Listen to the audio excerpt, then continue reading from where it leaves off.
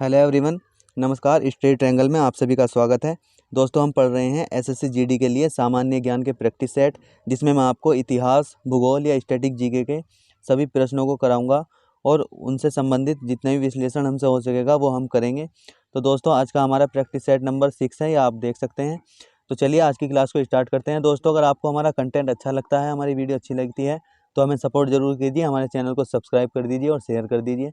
तो सबसे पहले आपका प्रश्न है, निम्न में से कौन सा तत्व सबसे कठोर है। आपको बताना है ऐसा कौन सा तत्व है निम्न में से जो सबसे कठोर हो जाएगा। तो ऑप्शन है सीसा, हीरा, एल्यूमिनियम या ग्रेफाइट। तो बताइए इसका सही आंसर क्या हो जाएगा।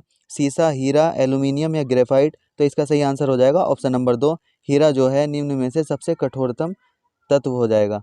नेक्स्ट अगर हम बात करें हीरे के बारे में जाने, तो हीरा एक पारदर्शी रत्न है। यह कार्बन का शुद्धतम रूप है। जी हाँ दोस्तों, ये पारदर्शी रत्न का मतलब है जिसको हम आर पार भी देख सकते हैं। यह एक कार्बन का शुद्धतम रूप है। आपको ध्यान रखना है जो कार्बन होता है उसका सबसे शुद्धतम रूप कौन सा है, वो हो जाएगा हीरा। हीरा जो है कार्बन का शुद्धतम रूप है। कार्बन परमाणु 4 अन्य, जितने भी कार्बन, एक कार्बन अगर परमाणु होगा तो वो 4 अन्य परमाणु के साथ सहसंयोजक बंधुओं से जुड़े होते हैं। जी हाँ दोस्तों, जो हमारे बॉन्ड होते हैं उस बॉन्ड से जुड़े होते हैं। हर एक कार्बन परमाणु 4 अन्य कार्बन परमाणु के साथ जुड़ा होगा। नेक्स्ट अगर हम बात करें, मैं आपके लिए कुछ इंपॉर्टेंट प्रश्न लेकर आया हूँ, आपको बताना है क्या है, लेकिन मैं आपको बता दूंगा ये वन लाइनर है।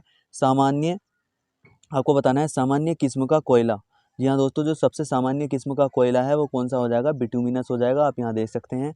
अगर हम यहाँ बात करें जल पर तैरने वाली धातु, जी हाँ दोस्तों, ऐसी कौन सी धातु है जो जल पर तैर सकती है, तो वो हो जाएगी सोडियम। अगर हम नेक्स्ट बात करें एल्यूमिनियम की, एल्यूमिनियम का सबसे मुख्य अयस्क कौन सा है, तो इसका सही आंसर हो जाएगा ऑप्शन, ये जो हो जाएगा बॉक्साइड। अगर हम कार्बन के अपूर्ण रूप की बात करें, मैंने आपको बताया है जो कार्बन जो है, कार्बन का सबसे शुद्धतम रूप क्या होता है, हीरा होता है। अगर हम इसके अपर रूप की बात करें तो कार्बन के 2 अपर रूप होते हैं, एक होता है हीरा और दूसरा होता है ग्रेफाइट। ये ग्रेफाइट क्या होता है दोस्तों, आपने देखा होगा जो पेंसिल होती है, पेंसिल की नोक जो बनी होती है वो ग्रेफाइट की ही बनी होती है। तो कार्बन के 2 अपर रूप हो जाएंगे, एक हीरा और एक ग्रेफाइट। बहुत ज़्यादा इंपॉर्टेंट है, आपको याद कर लेना है, आपकी परीक्षा में बार बार पूछा जाता है। अगर हम बात करें सफ़ेद स्वर्ण, जी हाँ दोस्तों, सफ़ेद स्वर्ण किसको कहा जाता है, तो प्लेटिनम धातु को सफ़ेद स्वर्ण कहा जाता है, जो कि सबसे कठोरतम धातु है। नेक्स्ट बात करें विद्युत बल्ब का तंतु, विद्युत बल्ब के तंतु की बात करें तो टंगिस्टन जो है विद्युत बल्ब का तंतु हो जाएगा। विद्युत बल्ब का तंतु टंगिस्टन से बना हुआ होता है। नेक्स्ट बात करें द्रव अवस्था में पाई जाने वाली धातु कौन सी है, तो यहाँ पर आंसर हो जाएगा पारा। पारा जो है द्रव अवस्था में पाई जाती है। नेक्स्ट बात करें प्रश्न नंबर 2 आपके सामने, पटना। जी हाँ दोस्तों, पटना का प्राचीनतम नाम क्या है, आपको बताना है जो पटना का प्राचीन नाम है वो क्या है। जी हाँ दोस्तों, अब कुछ नाम बदल गए हैं, जो प्राचीन समय में कुछ और नाम थे। तो हमें बताना है जो पटना था, जो बिहार की राजधानी पटना है, उसका प्राचीनतम नाम क्या था। तो आपके ऑप्शन है पाटलिपुत्र, सीलोन, हस्तिनापुर या वैशाली। तो इसका सही आंसर हो जाएगा ऑप्शन नंबर 1, पाटलिपुत्र जो है पटना का प्राचीनतम नाम है। अगर हम किस और अन्य शहरों या जगहों की नाम बात करें तो आप यहाँ पर देख सकते हैं चेन्नई, चेन्नई का क्या नाम है, मद्रास। कोलकाता का कलकत्ता था। मुंबई का बॉम्बे था। वडोदरा का बड़ोदरा। कोझीकोड का कलिकट था।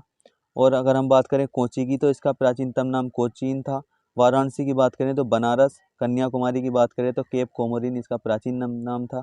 कुलबर्गी की बात करें तो गुलबर्ग इसका नाम था। अगर हम जमशेदपुर की बात करें तो सक्ची इसका प्राचीनतम नाम था। अगर गुरुग्राम की बात करें तो वर्तमान में गुरुग्राम हरियाणा में, इसका गुड़गांव था। अगर हम अंबेडकर नगर की बात करें तो महू जो है अंबेडकर नगर का पुराना नाम था। इलाहाबाद की बात करें तो प्रयाग इसका नाम था, जो कि वर्तमान में भी अब इसको प्रयागराज कर दिया गया है। अगर हम पेशावर की बात करें तो पुरुषपुर जो है पेशावर का नाम था, जो कि पाकिस्तान में है वर्तमान में। अगर हम पटना की बात करें तो आपको बता दिया है मैंने, पाटलिपुत्र। अगर हम हैदराबाद की बात करें तो भाग्यनगर। और सबसे ज़्यादा इंपॉर्टेंट गुवाहाटी जो है, गुवाहाटी का प्राचीनतम नाम क्या था, प्राग ज्योतिषपुरा जो है गुवाहाटी का नाम था। तो दोस्तों, जितने भी मुझसे हो पाया जो प्राचीनतम नाम और नए नाम थे मैं आपके सामने लेकर आ गया हूँ। नेक्स्ट अगर हम बात करें प्रश्न नंबर 3 आपके सामने, आगा खां कप किस खेल से संबंधित है। अगर हम आगा खां कप की बात करें तो ये किस खेल से संबंधित है। दोस्तों, मैं आपको बता दूं, जो खेल होते हैं उनसे संबंधित कोई ना कोई ट्रॉफी होती है या कप होता है, जो कि खिलाड़ियों को जीतने के बाद दी जाती है। तो अगर हमें बताना है कि आगा खां कप किस खेल से संबंधित है, मतलब आगा खां कप जो है ये किस खेल में दिया जाता है। तो ऑप्शन है क्रिकेट, जिम्नास्टर, फुटबॉल या हॉकी। तो इसका सही आंसर हो जाएगा ऑप्शन नंबर 4, हॉकी में जो है आगा खां कप दिया जाता है। नेक्स्ट अगर हम बात करें, यहाँ पर आप देख सकते हैं मैं आपके लिए कुछ ट्रॉफी या कप लेकर आया हूँ, जिसमें मैं आपको संबंधित खेल भी बताऊंगा कि कौन सा कप किस खेल से संबंधित है। आप यहाँ पर देख सकते हैं सबसे पहले डेविस कप। डेविस कप जो है टेनिस में दिया जाता है पुरुष एकल टीम में, जिसकी स्थापना सन 1900 में हुई थी। अगर हम फेड कप की बात करें तो ये भी टेनिस में दिया जाता है महिला टीम में, इसकी स्थापना सन 1963 में हुई थी।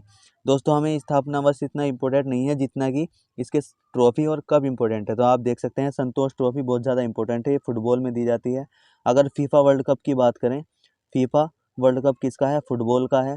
थॉमस कप की बात करें तो बैडमिंटन का पुरुष में दिया जाता है, और उबेर कप जो है बैडमिंटन महिलाओं में दिया जाता है। मर्केडा कप जो हो जाएगा वो फुटबॉल का हो जाएगा। राइडर कप गोल्फ का हो जाएगा पुरुष में। सालिम कप गोल्फ का हो जाएगा महिलाओं में। वॉकर कप गोल्फ का हो जाएगा। सुधीरमन कप बैडमिंटन का हो जाएगा। अगर हम यहाँ बात करें सुल्तान अजलान शाह कप बहुत ज़्यादा इंपॉर्टेंट है, हॉकी में दिया जाता है। अगर हम बैटन कप की बात करें ये भी हॉकी में दिया जा सकता है।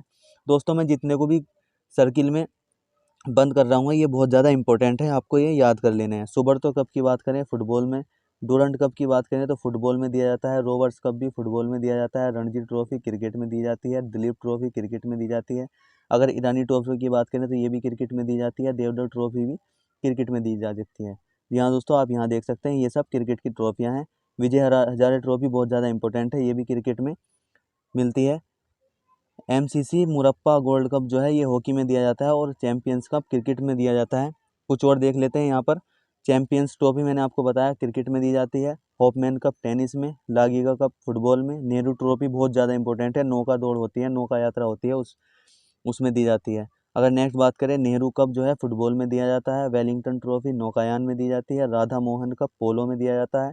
और एजार कप की बात करें तो ये भी पोलो में दिया जाता है। नेक्स्ट अगर हम बात करें, प्रश्न नंबर 4 आपके सामने है।